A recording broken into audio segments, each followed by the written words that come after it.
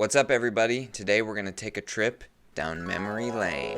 One of the common mistakes that a lot of novice developers make is they start a project that's very, very big, very ambitious, very detailed, and is just in general like a dream project for them. That's a problem for a lot of reasons, because when you're first getting started, what you think is a big game is wrong. Like, a small game is actually a big game, and a big game is basically impossible. Back when MMOs were more popular, it was a thing on game development forums where people, a team of one person would be like talking about this MMO that they were working on and thinking that it was realistic. MMOs are made by teams of hundreds of people. And so while it may seem like I can do the networking, I can do a couple character models, I can create a couple environments, you just don't really realize until you've gone through the process a couple times how big that really is. The other thing about having your first game be a dream project is that you put a huge amount of pressure on it as a developer. This is maybe the game you've been thinking about making for several years, and you want to get all these cool features into it. You've had dreams about it, and you've woke up and scribbled in your notebook like, oh, this is how the combat system's going to go. And so you've basically become attached to this perfect ideal of a game, which you will never be able to reach, and that will cause you to work on the game for years and years without releasing it, or procrastinate entirely because you see that the game it's not turning out how you want it to, and so that just demotivates you. What's great about game jams is that you're given a time limit for the amount of time that you can develop the game. When you're given 48 hours or 72 hours, you know for a fact that you're not going to make something particularly good. You're definitely not going to make your dream game. So it almost actually takes the pressure off. It's also, they typically give you a theme, so you're not even really able to very easily bring in any pre-existing ideas you have. So you're not sort of like trying to make this dream game in this game jam setting. You're just like, okay, I have to make a game where bananas, I have to make a game about bananas. And because everyone who's taking part in this game jam is playing by the same rules, that again takes the pressure off, because everyone sees their game fall short. They start off with 10 features they want to implement, decide maybe they're going to get 2 of them in, and then eventually only 1 of them even makes it. The game is so much more, crappy than they set out to have it be. So it's a very nice environment for like non-judgmental like playtesting of games. And then the last thing is that most game jams have you submit the game after you've finished it. So you will have your game played by, like, with Ludum Dare, I think it's a minimum of 10 people will play your game. In my experience, it's typically a lot more than that. So you're going to get feedback. You're going to start at 0 hours, and you're going to have not have a game. And at the end of 48 hours, you're going to submit your game, put it online, and have a bunch of random people who are also game developers play your game. So what we're going to do today is I'm going to play through my first game jam game. It's called Jeremy Brain Doctor. As you will see, I was early on at learning the tools to make games. The art is not very good. The lighting is particularly terrible. And I was very slow at making things. I sort of leaned on doing a storytelling type game, which, is something I like doing, obviously. But a lot of that came from the fact that I was so new at making games that I couldn't program my way out of a paper bag. If you've played Antichamber, you're going to immediately recognize the art style here. I was so early in my game making career that I didn't have any kind of style of my own. I really and my skills were so limited that I basically saw the Antichamber control screen and I was like, I could do that. I could write white on black to give the controls. Congratulations, you are playing Jeremy Brain Doctor. To move, WASD, use mouse to look around, spacebar to jump, eat or interact with objects. I think it's kind of funny that I'm basically teaching people how to use what is the most standard first-person controls ever, like as if people who are game developers entering a contest need to know how to use WASD. Push the red button to start the game. Hint, use E. Doctor, thank goodness you're here. Now go ahead and hop in that chair, and let's start the session. So dropping into what appears to be a therapist's office.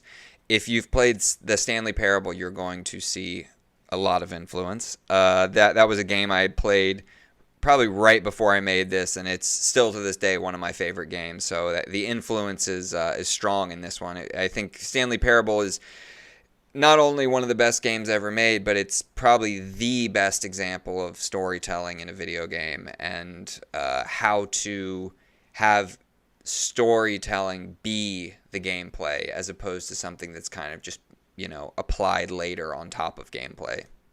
Dr. Brain, I am going absolutely crazy. See, my wife, my wife and I, she wants to have children, but every time I get into bed with her and am asked to perform, I can't seem to get an erection. So what I need from you is I need you to just go ahead and give me some kind of medicine that's going to give me a real nice erection so I can conceive with my wife and have a child. Can you do that? So I should also mention that the theme for this game jam was beneath the surface. So I thought, let's go beneath the surface of this guy's mind. Now, doctor, I said I do not want any kind of therapy. I just want you to give me a pill. I do not want you going into my head and trying to explore what's ticking with me. We can talk. But I'm telling you, there ain't nothing there. Look, I'm a man of many hobbies. I have a power boat. I have a good life. There's nothing that no talk therapy is gonna fix or unearth that's gonna in any way make me better than a dang, erection pill.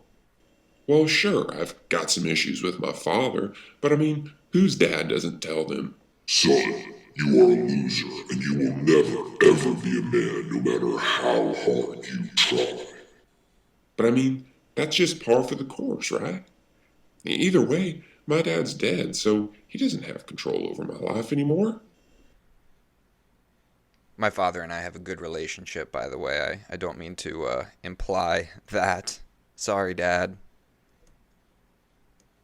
You can see this art is like, first off, just I didn't, I can't remember if I didn't know how to make larger walls than these just little tiny squares that I stuck together so that the lighting is really weird on them, or I don't know. I can't remember my reasoning behind that, but clearly I didn't know how to build a room so that it was lit well. So you're saying that just the mental representation of my father is causing me to be unable to conceive with my wife?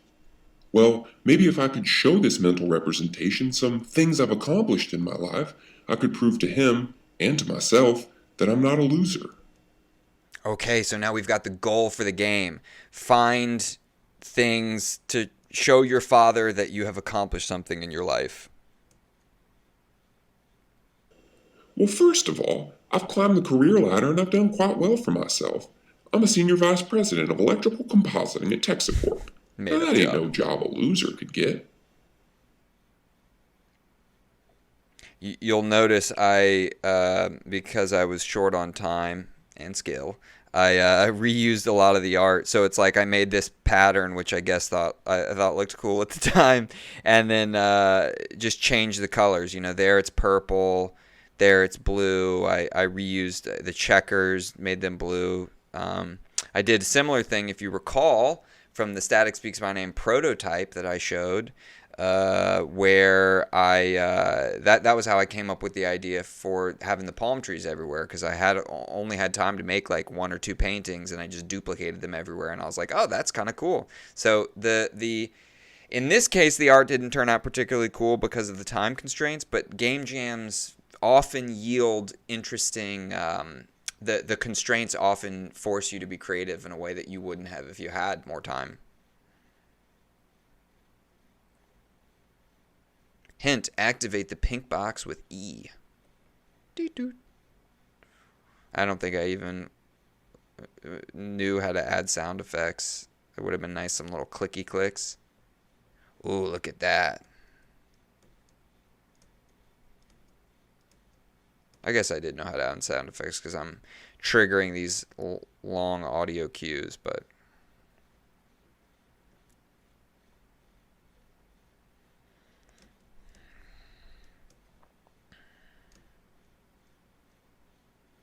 look at those weights over there. At the time, man, that briefcase and these weights were like, for me, like, ooh, damn, what am I, a fucking Oscar-winning 3D artist? Also, I'm basically the healthiest person I know. Growing up, I was a little bit of a chubster, but now I go to the gym 5, 6 times a week with my gym buddy, Sylvester Stevens. The two of us have sculpted our bodies into something that makes the other men pretty dang envious.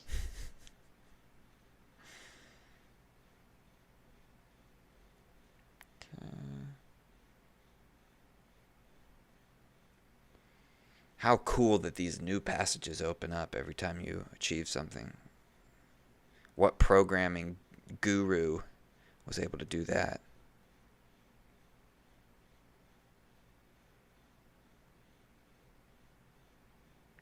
This is like the most Stanley Parable part, I think. And then there's my wife. I know sometimes I think too much and I go around and around and around in my head, wondering, is this who I want to be with? Do I love this woman? Why does it sometimes not feel right? I think there's literally a part in the Stanley Parable where you get trapped going in a circle like that. So I must. But then I look at her and I see how beautiful she is. I remember that she's the belle of the ball, and that any normal man would be lucky to have her. She's beautiful. Besides, that's what Dad always said, a strong man gets a beautiful woman, and that's the most important thing. Well, look, Dad, I did it. I have a beautiful wife.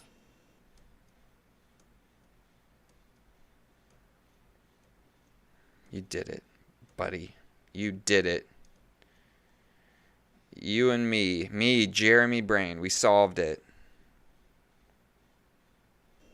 Look at all I've accomplished, Dad. Look at what I've done with my life. More than you ever did.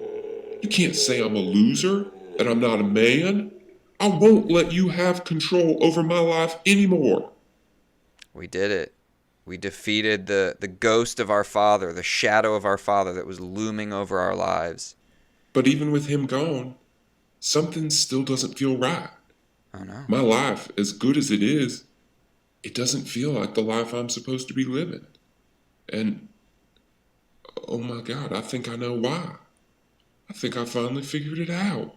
Once again we go beneath the surface. I don't love my wife. I love Sylvester Stevens, my gym buddy, my best friend, my soulmate.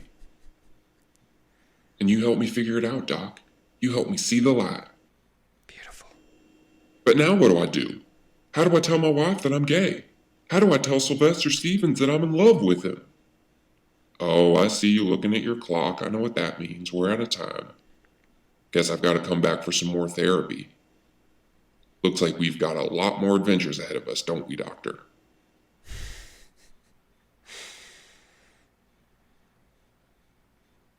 The end. So there it is. Not the most impressive thing in the world, and still, as I recall, it was relatively well received. I think it scored in the top 100 out of a couple thousand for humor and a couple other categories. It's obviously quite amateurish, but that's the great thing about game jams. Your amateurishness gets hidden behind the fact that nobody has much time anyway. So even some superstar is gonna, not be able to make something that much better than you. If you're interested in making games and you've been working on a big project for a while or haven't been able to figure out how to get started, but maybe you've got the tools, you've got Photoshop, you've got Unity or GameMaker or Unreal Engine or whatever, look into doing a game jam. You might think it's scary to only have a short period of time to show the world what your skills are or something like that, but trust me when I say that the nature of game jams and the friendly kind of welcoming,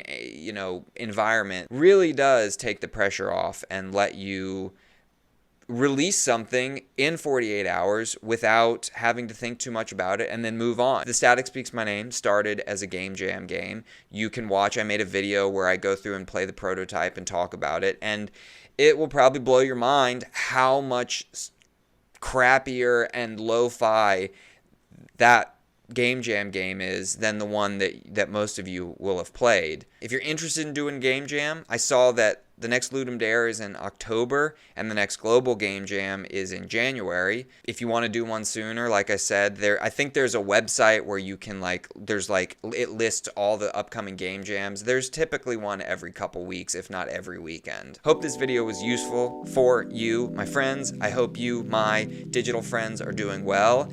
And until next time, take it sleazy. That's stupid. The video was so good, and then I ended with something dumb.